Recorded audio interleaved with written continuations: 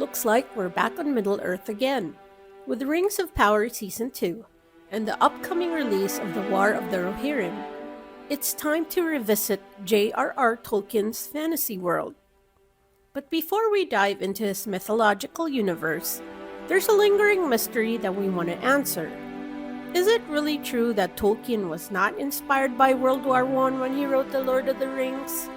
Throughout his career, Tolkien had explicitly mentioned that he didn't write his fantasy trilogy mainly as an ode to what he had witnessed on the battlefield. But many find it up to debate if Tolkien really meant this. It's hard not to see how Lord of the Rings could not have been directly influenced by Tolkien's experience as a World War I soldier. In spite of what he said, many fans and scholars still question it to this day, even 70 years after the trilogy's publication. After all, if we're able to understand better who Tolkien really was and where he drew his inspirations from, then we can better appreciate and understand the world he created. Here's to history. We're glad you could join us for some fun trivia and fascinating facts about unforgettable moments in time. Today, we'll unearth the truth about a long-held mystery from one of the world's greatest authors. Did World War I really not inspire Tolkien to write The Lord of the Rings? Join us as we dive deep into the debate and challenge this idea. And while you're at it, please like this video and subscribe to our channel so you can watch more entertaining history tidbits. Before we get into it, first, let's look back at the man and the mind behind the world of The Lord of the Rings. John Ronald Reuel Tolkien lived a normal early childhood with his father Arthur, his mother Mabel, and his younger brother Hilary in South Africa. Sadly, his father passed away from a sudden illness while Tolkien was only 4 years old. His mother decided to move back to England to be closer to family. Mabel settled with her boys at the idyllic verdant town of Sarehole in Birmingham. Tolkien had always maintained that he got his love of storytelling from his mother. She also encouraged him to learn more about botany, given they lived in a lush town with much vegetation. And seeing his penchant to learn languages quickly, Mabel also taught him in Latin, French, and German. This inspired him to invent his own languages later, merely for his own enjoyment. Unfortunately, tragedy struck a second time. At just 12 years old, Tolkien lost his mother to acute diabetes, at a time when no cure was yet developed. Tolkien and Hilary were soon taken in by Father Francis Xavier Morgan, a Catholic priest friend of Mabel's. Despite the loss of his parents, Tolkien excelled as a student thanks to the guidance of Father Morgan. Later on, he completed a degree in English language and literature at Exeter College in Oxford, graduating first-class honors in 1915. It was around this time when World War I broke out. Tolkien was hesitant to enlist in the British Army, but the pressure from relatives to do so made him cave in. After college, Tolkien enlisted and was commissioned as a temporary second lieutenant. It wasn't just the war that changed Tolkien's life then. There was also his marriage to his childhood love, Edith, who was also an orphan just like him. In spite of the initial oppositions of both their guardians, plus the fact that Edith was already engaged to another man, Tolkien persisted. It was a joyous moment, but sadly, it did not last long. Just a little over 2 months after getting married, Tolkien would ship out for his first combat experience. Tolkien in the trenches is the darkest time of his life. In a letter to his son Michael in 1941, Tolkien explained his hesitation to sign up for the war. In those days, chaps joined up or were scorned publicly. It was a nasty cleft to be in for a young man with too much imagination and little physical courage. Imagine the mental anguish he must have had, considering that he only trained for battle in just 11 months and was now handed weapons to kill. Tolkien went to fight in the Battle of the Somme in northern France, which is not just one of the First World War's deadliest battles, but also one of the deadliest battles ever in world history. The Battle of the Somme lasted almost 5 months, from July until November in 1916.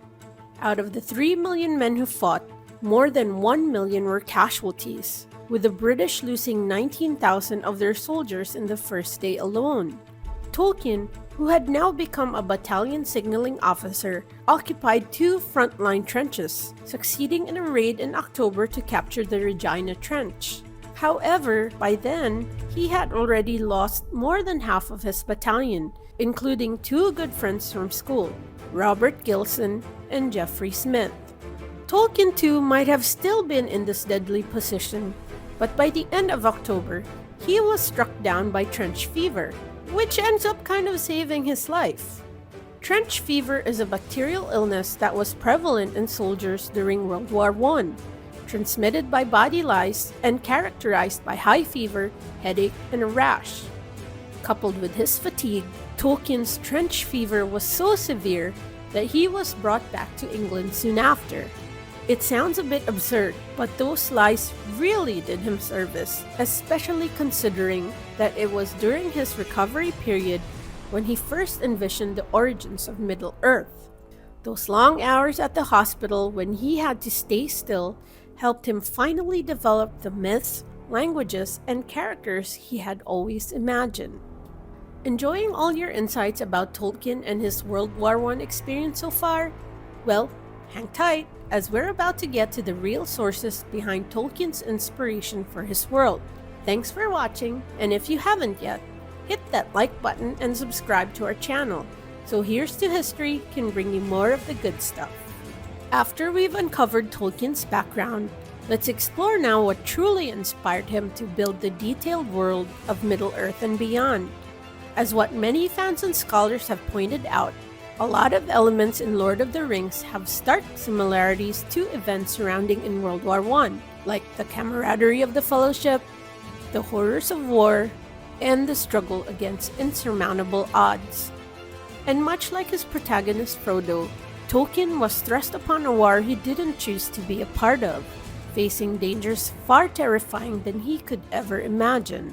Despite so many parallels, Tolkien has always maintained that he did not write Lord of the Rings mainly as a direct allegory of his experiences in World War I. In his interview with the BBC in 1968, Tolkien expounds on this sentiment. People do not fully understand the difference between an allegory and an application. You can go to a Shakespeare play and you can apply it to things in your mind if you like, but they're not allegories. At least most of them are not. There's more allegorical elements, for instance, in the Tempest than in most, but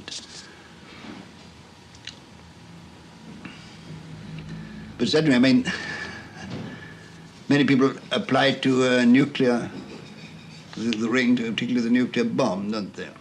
I think that was in my mind, the whole thing is only an allegory of it. But it isn't. So, if he wasn't directly inspired by the First World War, what then could have truly influenced him? If you recall, Tolkien's mother turned him on to mythology and the classics from a very young age. Upon closer look, we do see that many aspects of the Lord of the Rings may have been derived from stories and legends of old. One is Beowulf, an epic poem from Old English literature that dates back to 975 AD. It tells the story of a legendary Geatish warrior named Beowulf, who battles monsters and defends his kingdom. One of these monsters he battles is a fire-breathing dragon who has a greed for treasure. Sound familiar? Like maybe a dragon named Smaug? Then, we have Beowulf's greatest nemesis, Grendel, a man-eating giant from a race called Orchnais. Say that again? Orchnais? Now where have we heard that before? From Old English literature, we now move on to Norse mythology, also one of Tolkien's early favorite. There is the story of Sigurd, a legendary hero who slays the dragon Fafnir, then obtains a sizable treasure. We also learn of Anvaranot, a magical ring that symbolizes wealth and power. When it was stolen from its original owner, it becomes cursed, bringing conflict, betrayal, and misfortune to anyone who possesses it. Oddly familiar too. This is not to say, however, that Tolkien was just plagiarizing off the bat, because if you look closely at Norse mythology, a lot of it also resembles similar elements and storylines right off the Old Testament. Just like how a lot of elements from the Old Testament are also quite comparable to the Epic of Gilgamesh, a Sumerian poem that dates back to 2000 BC. Anyway, back to Tolkien and his fascination for Scandinavian mythology. When he was in his teens, Tolkien discovered an epic Finnish tale called the Kalevala. It tells the story of the creation of the world and the adventures of three heroes. The Kalevala is considered as one of Finland's national treasure for its rich tapestry of mythology, folklore, and poetry about love, loss, heroism, and the power of nature. Ever since it was published in the early 1800s, the Kalevala has profoundly influenced a lot of aspects of Finnish culture and literature. Tolkien had always been captivated by the Kalevala and had wished growing up that a similar body of work would also become a national treasure for England. Little did he know that he would end up writing it when he created The Lord of the Rings. And not only did he adore Finland's national epic for its expansive story, Tolkien was also heavily influenced by the Finnish language when he created his own languages for his story world. Quenya, or Elvish in particular, is highly likened to Finnish in terms of structure and grammar. All these inspirations from other mythologies, languages, and cultures prove how extensive Tolkien's knowledge was and how creative he had been in breathing new life to these references. One thing we do need to touch on, despite his insistence that it wasn't a direct influence, is his strong feelings against the English war machine. When England went to war, it suddenly built this massive industry to develop high-powered guns, munitions, and tanks. Factories mass-produced weapons of destruction faster than anything the world had seen. To Tolkien, this meant the natural and peaceful setting of home suddenly turned into one giant industrial complex. In Lord of the Rings, the evil wizard Saruman acts like a despotic commander, driving his orc army to create weapons and warriors of destruction in an assembly line. Not only that, they destroy natural resources around them, cutting down trees and dredging through rivers, all to serve Saruman, who could be the embodiment of the rise of fascism in the Western world at this time. But not everything is doom and gloom. One thing about his time in the war that Tolkien did acknowledge that inspired him were his fellow soldiers. Due to his training and language skills, Tolkien was a higher-ranked officer who was assigned his own batmen.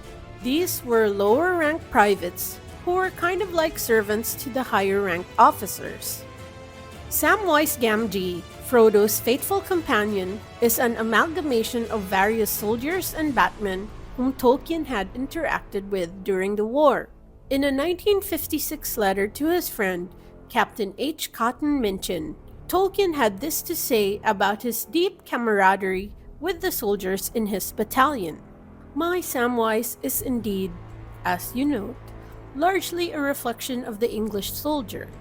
Grafted on the village boys of early days, the memory of the privates and my batmen that I knew in the 1914 war, and recognized as so far superior to myself. At least with this touching note, we can ascertain that one aspect of his World War I experience did influence him positively, where his stories are concerned. As we wind this down, we've come to the conclusion that while Tolkien may have said that The Lord of the Rings is not a direct allegory for World War I, it's acceptable to note that his experiences have impacted his writing to a degree. And yes, his inspirations went beyond the confines of the war to include cultures and stories from olden times and other people and places around him. And while he didn't say out loud that World War I played into his stories, It's evident that his time in the trenches gave him deeper insights into how it is being in experiences that threaten your life, and how you can rise from these with the help of those around you. The most important thing to understand, however, is that what Tolkien really wanted is for the readers of his books to draw their own meanings. To harken back to applicability, Tolkien just wanted his readers to enjoy the book with whatever lessons and themes they took from it, and make their own interpretations of what the story is really about. Like any great artist, Tolkien showed and continues to show the world that a good story well told will always resonate in every generation. It's been great having you over.